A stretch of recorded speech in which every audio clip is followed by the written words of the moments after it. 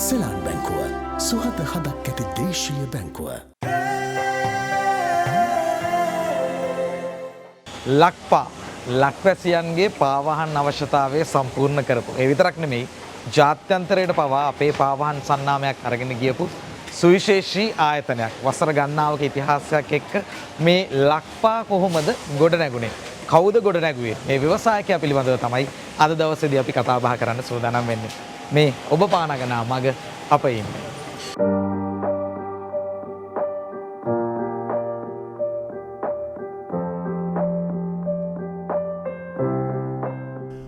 ලක්පා ලක්වැසියන්ගේ පාවහන් අවශ්‍යතාව සම්පූර්ණ කරන සේට සයක් දේශීය සන්නාමයක්. චන්ද්‍රා කන්නංගර මහතා ලක්පා ආයතනයේ නිර්මාතෘ මෙන්ම සභහපතිවරයා ලෙස ආයතනය මෙහෙවන විශිෂ්ට ව්‍යාපාරිකෙක්. වැඩි වශයෙන් දේශීය රබර් අමුද්‍රව්‍ය ලෙස යොදා ගනිමින් ඔහු ලක්වැසියන්ගේ පාවහන් අවශ්‍යතාව වෙනුවෙන් පුළුල් නිෂ්පාදන පෙළක් ගෙනෙනවා. විවිධ වර්ගයේ විවිධ මෝස්තර විලාසිතාවන්ට ඇත් පාවහන් වර්ග ඊට අයත්. සිය නිෂ්පාදන පරිමාණයෙන් 20ක් පමණ පිටරට යවන ඔහු රටට ඩොලර් ගෙන එන ව්‍යවසායකෙක්. දේශීය අමුද්‍රව්‍ය භාවිත කරනවා සේම ඔහු රැකියා විශාල ප්‍රමාණයක් බිහි කරමින් රටේ ආර්ථිකයට ශක්තියක් වී තිබෙනවා.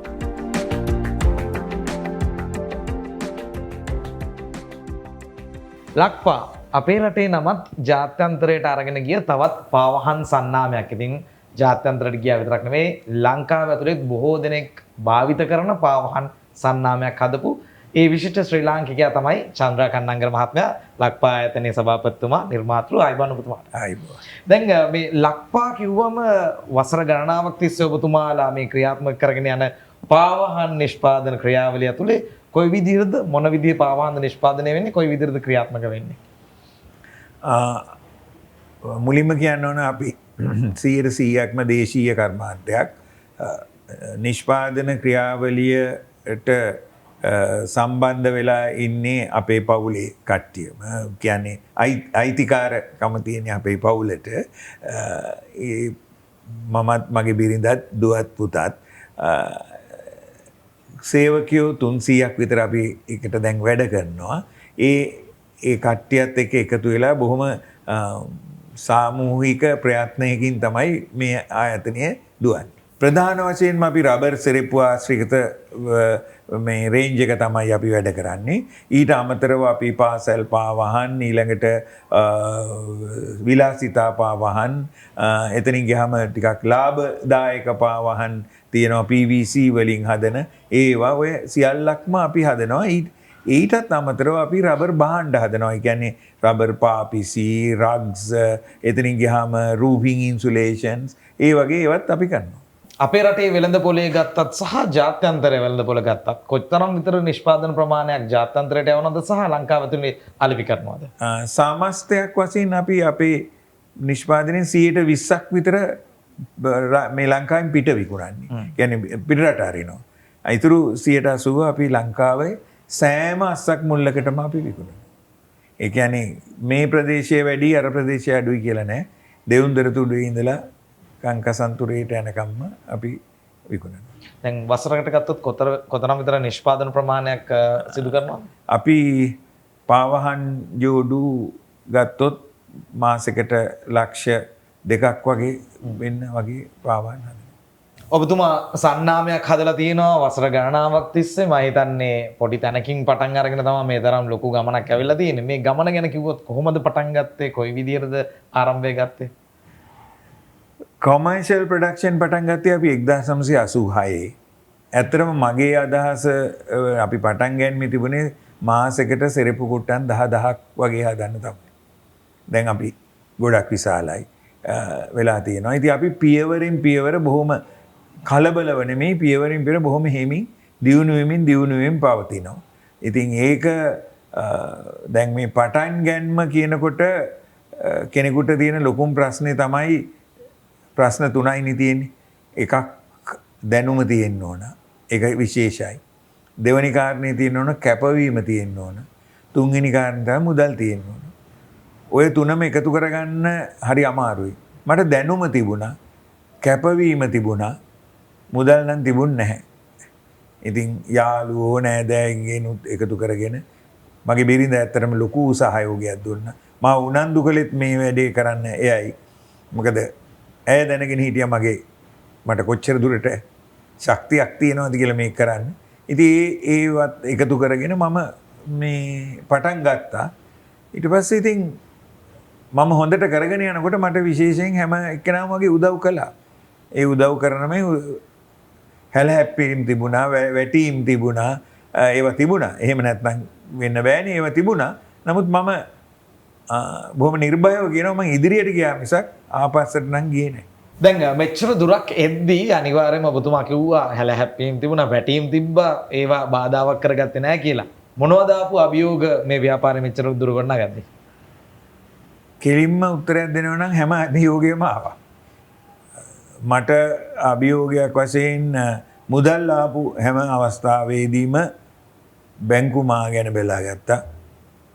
මට ඒ වෙලාවේ විශේෂයෙන් සඳහන් කිරීමක් කරන්න ඕන සෙලාන් බැංකුව.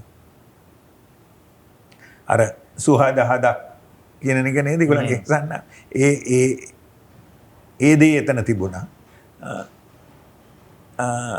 අනිත් කාරණාවලදී හැම දෙයකදීම මෙහෙම කිව්වොත් මං නිවැරදි මම බොහොම පරීක්ෂාකාරීව නිහඬව අධ්‍යයනයෙන් ඉදිරියට ගියේ. ඒ අධ්‍යයනයක් කරගෙන කලබල නොවි හිටියොත් මං හිතන්නේ ඕනම කෙනෙකුට ඕනම අභියෝගයක් දෙන්නත් පුළුවන්. කලබල වුණොත් තමයි අභියෝගයේ වරදින්නේ. ඒක මම මේ විදිහට කිව්වොත් ප්‍රශ්නයක් ආවම අපි ප්‍රශ්නයට රියැක්ට් කරන විදිය තමයි ප්‍රශ්නේ. ප්‍රශ්නේ ගැන හොඳට තේරුම් අරගෙන ඒකට උත්තරය වෙනවා නම් ඒක වෙන්නේ නැහැ. එන්නේ මේ වගේ දෙයක් තමයි මම කියන්නේ ඕනෑම අභියෝගයකට. අභියෝගයක් නිහඬව බලා ඉන්න. බලා හිටියාම අභියෝගයට උත්තරේ අභියෝගය ඇතුලේ තියෙනවා. දැන් ඔබතුමා සඳහන් කරා දැන් මූල්‍ය අභියෝගයේදී සෙලාන් බැංකුව ඔබතුමත් එක්ක හිටියයි කියලා. ඒ වගේම දැන් තවත් උදව් කරපු බොහෝ පිරිස ඇති. ඔබතුමාගේ බිරිඳ සෑහෙන උදව් කරා කියලා කිව්වා. මේ වගේ කවුද උදව් කරපු පිරිසත් අපි මතක් කරනවා නම්. ඇත්තටම මෙහෙමයි. මම මුලින්ම කියන්න ඕන මගේ මාමා මේ ගුණපාල විජේමාන ඔහු ලංකාවේ සුප්‍රසිද්ධ ව්‍යාපාරිකයෙක්. මම පටන් ගන්නකොට ඔහු මාත් එක්ක සම්බන්ධ වුණා. ඒ සම්බන්ධ වීම මුදල් සම්බන්ධ වීමක් නෙමෙයි. මාව සත පහකට කවුරුවක් ගණන් ගන්නෑ. මාව දන්න පුද්ගලයෙක් නෙමෙයිනේ. නමුත් එයාව දන්නවා හොඳට මිනිස්සු. එයාගේ සම්බන්ධ වීම මට හරිය ලොකු හයියක් වුණා. මිනිස්සු පිළිගත්තා මේ අපේ ආයතනයේ මෙයක් ඉන්නවා මෙතන කියන එක. ඒක ලොකු උදව්වක්. ඊළඟට මුස්ලිම් මුදලාලි කෙනෙක් හිටියා එස්.එම්. කමාල් කියලා. සලීම් මොහමඩ් කමාල්. ඒ මුදලාලි හොඳ දැනුමක් තිබුණා මට වැඩ කරන්න පුළුවන් කියලා. එයා මට කිව්වා ඔයා හදන හැම එකම විකුණනවා මං. එහෙම කළා හෝ නොකළා එක මාර ශක්තියක්. ඊළඟට මයි ළඟ ඉන්න සේවකයෝ. සේවකයෝ වෙලාවක් තැනක් මේ කිසි දෙයක් බැලුවේ නැහැ. මාත් එක්ක එකට නැගී හිටියා. ඒගොල්ලෝ ගැන විතරක් හිතුවේ නැහැ කොයි වෙලාවක. මමත් මං ගැන විතරක් හිතුවේ නැති බව ඒගොල්ලෝ දැනගෙන හිටියා. ඒ සහයෝගය කොටින්ම කියනවා නම් මම අදත් කැමති නැහැ ලක්පා පාවහන් සමාගම කියනට. මං අදත් කැමති ලක්පා ෆැමිලි කියනට.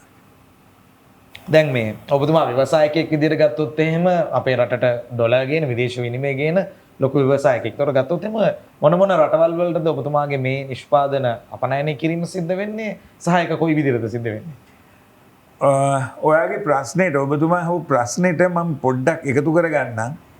ව්‍යවසායකයෝ කියන මිනිස්සු කර්ම නිෂ්පාදකයෝ මේ රටේ ඉන්න වටිනා මිනිස්සු එක්කෝ ඕන් රටට ඩොලර් ගේනවා එහෙම නැත්නම් රටෙන් එළියට යන ඩොලර් නවත්තනවා. ඒකින්ද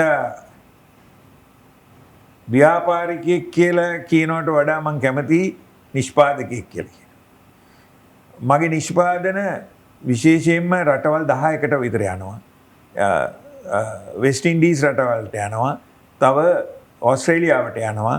තව ඕස්ට්‍රේලියාව අවට තියෙන තව අයිලන්ඩ්ස් 8කට විතර යනවා. එතකොට එක්කම 10කට වගේ රටවල් වලට අපි බඩු අරිනවා. ඇත්තටම හරියට ඩෙවලොප් වුණේ නැහැ. තාම try කරනවා අපි ඉන්දියාවටත් බඩු විකුණනවා. දැන් ඉන්දියාවටත් යන්න උත්සාහයක් කරන එකේ දැන් මේ ලක්පා කියන සන්නාමය මෙතනින් එහාට කොතනද ගෙනියන්න ඔබතුමාගේ බලාපොරොත්තුව තියෙන්නේ? ඔය ප්‍රශ්නෙට උත්තරේ හොයන්න ඕන ඇත්තටම මගේ පුතා. මොකද මේ මම දැන් වයසයි. දැන් ඇති. ඒ වුණාට හරියට කිව්වොත් මේ වැඩෙන් මං අයින් වුණොත් මම මැරෙයි. මොකද මම වැඩ කරන්න අර අවුරුදු 51ක් වැඩ කළා තියෙනවා. ඒකින්ද මම තවදුරටත් වැඩ කරනවා. මං හිතන්නේ මේගොල්ලන්ට මාව අවශ්‍යයි තාම. ඉස්සරහට ගෙනියන්නේ කොහොමද කියන එක කියලා ඇහුවොත් ඔකට තියෙන උත්තරේ මම හිතන්නේ හැමෝම එකගයි අපේ ලක්පාගේ. ලක්පා කියන නම මේ ලංකාවම විතරක් දැනගෙන මදි කියන තැන තමයි අපි. ලක්පා කියන නම මේ ලෝකේ හැමෝම දැනගන්න තත්වයකට යනවා නම් ඒක තමයි මං හිතන්නේ අපේ ටාගට් එක වෙන්නේ. දැන් ලොකු සන්නාමයක් ගොඩනගලා තියෙනවා ඔබතුමා. ඒ විතරක් නෙමෙයි සෑහෙන ලොකු සිහින මවලා ඒවා ඉෂ්ට කරගන්න සමත් වෙලා තියෙනවා. ගොඩක් තරුණ තරුණියෝ ගොඩක් දෙනෙක් උත්සාහ කරනවා තමුන්ගේ දෙයක් නිර්මාණය කරන්න, ව්‍යවසායකයෙක් වෙන්න. මේ වගේ තරුණ තරුණියන් මොකද දෙන්න තියෙන උපදෙස්? මම විශේෂයෙන්ම කියන්නේ අයන තුනක් තියෙනවා මට. මම මේක මම හිතන්නේ දැන් 5000 සැරයක් විතර කියලා තියෙනවා හැමතැනම. අයන තුන තමයි අවංකකම, අවබෝධය, ආදරය සහ අධිෂ්ඨානය. අපි ඔය එක ගත්තොත් අවංක වෙන්න ඕන තමන්ගේ මේ අපි අවංක සහ ආදරය කියලා අපි ගත්තා. අවංක ආදරය කියලා ගත්තොත් අපි ඒකට පුදුම විදිහට ආදරය කරන්න ඕන තමන්ගේ ව්‍යාපාරයට. ඒක ඒ කොච්චර ආදරය කරන්න වුණාද කිව්වොත් හුඟක් වෙලාවට ඒක තමයි මං කිව්වේ මගේ බිරිඳගේ සහයෝගය කියලා. ගෙදරින් අයින් වෙන්න ඕන මේ අයින් වෙන්න කියන්නේ ගෙදරින් මේ ඉවත් වෙනව නෙමෙයි. නමුත් ඒ වැඩ ගොඩක් ඒ පැත්තෙන් කරගහන්න ඕන පුද්ගලයාට ඒකට යෙද වෙන්න. ඊළඟට අදිෂ්ඨානය මම මැරිලා හරි මේක කරනවා කියන පුදුම අදිෂ්ඨානයක් තියෙනවා. ඔය කොහොමත් එක්ක Tamanට අවබෝධයක් තියෙනවා. ඒකෙන්ද මං තරුණයින්ට කියන්නේ ව්‍යාපාරයක් පටන් ගන්න ඕන නම් ව්‍යාපාරයක් තියෙන තැනකට ගිහිල්ලා වැඩ කරන්න. මාන්සි වෙලා අවංකව අයිතිකාරයටත් වඩා ආදරෙන් වැඩ කරන්න. ඒ වැඩ කරනකොට එතන ගැන උගා ලොකු දැනුමක් එනවා.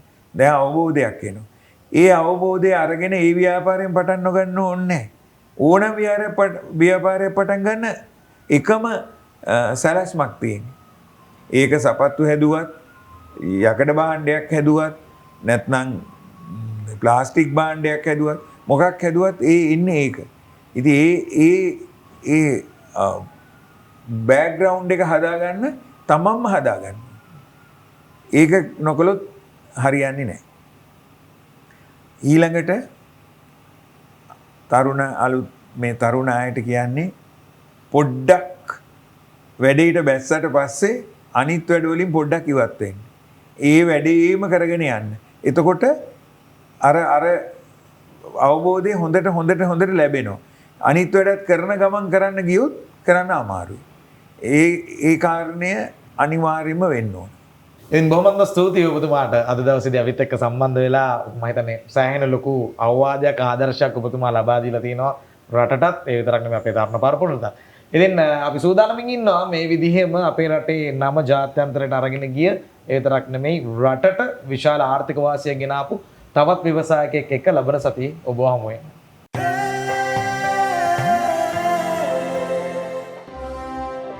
සෙලාන් බැංකුව සුහද හදක් ඇති දේශීය බැංකුව.